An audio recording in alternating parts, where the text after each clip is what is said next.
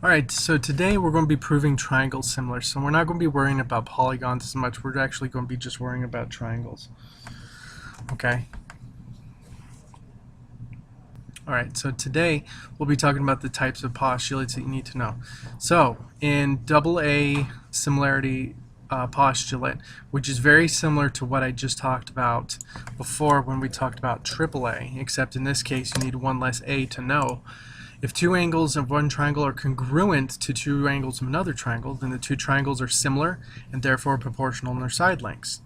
Okay, there's also an SAS similarity and SSS similarity theorems too.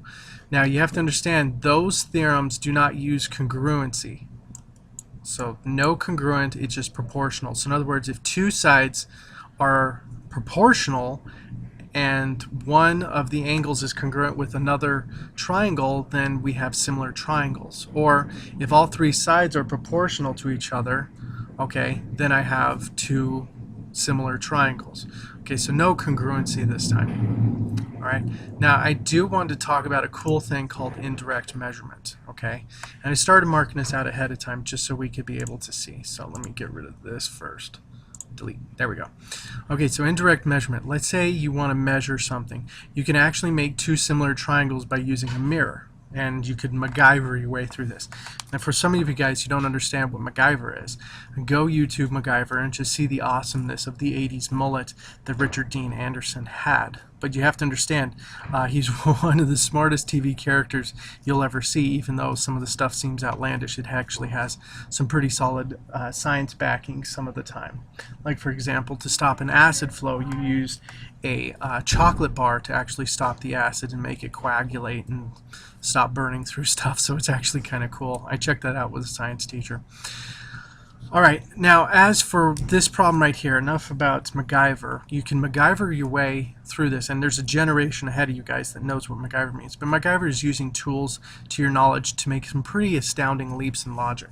So we're going to MacGyver our way through this by standing at the base of a cliff and then taking a mirror and setting it down a certain amount of distance, in this case 24 feet.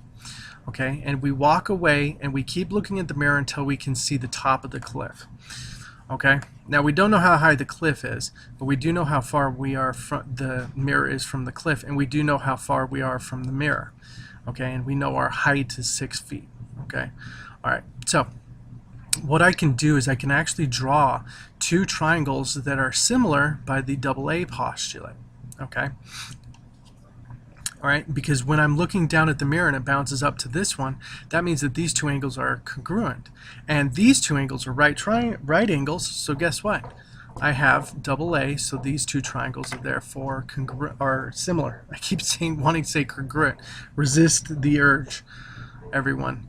Okay, so I set up my problem as triangle ABC is congruent to triangle DEC, and then I start setting up my proportions. Okay, and remember, go from big to small. Now I don't care about the length of DC or AC, so I'm not going to use those. But I am going to use AB and DE. So I'm going to have DE on top. Whoops. DE on top and then AB on the bottom. Okay, of this fraction. Alright, so I make my fraction bar, voila. Okay, and then I'm going to use these two bottom ones. And remember, go big on top, small on the bottom. If you practice that, you should be good. Okay, EC over BC. Okay. Alright, so we have our problem pretty much set up. So what I can do is I can start substituting values. So that would be, let me see, DE, yep, that would be x over 6, okay, and that's going to be equal to 24 over 7. Okay, now I actually have my problem set up, my proportion set up, to where I can actually do cross multiplication and solve. So then I get 7x equals 6 times 24, 144. That would be nice if that was 140, but it's not. Okay, so I'm going to divide both sides by 7, and I should have x equal to 20.57, and that's going to be an approximation when you work out this stuff, okay? Because we're probably not going to be working with this. I'm sorry, we're not probably going to be getting exact measurements for the appropriations, okay? All right, so that's approximately 20.57 feet tall. And that's how you use what is called indirect measurement, okay? And it's a great little useful thing. And you can do this anywhere you want to measure height of anything by doing that kind of measurement. And this is probably actually how they measured the actual height of buildings, by knowing this stuff right here.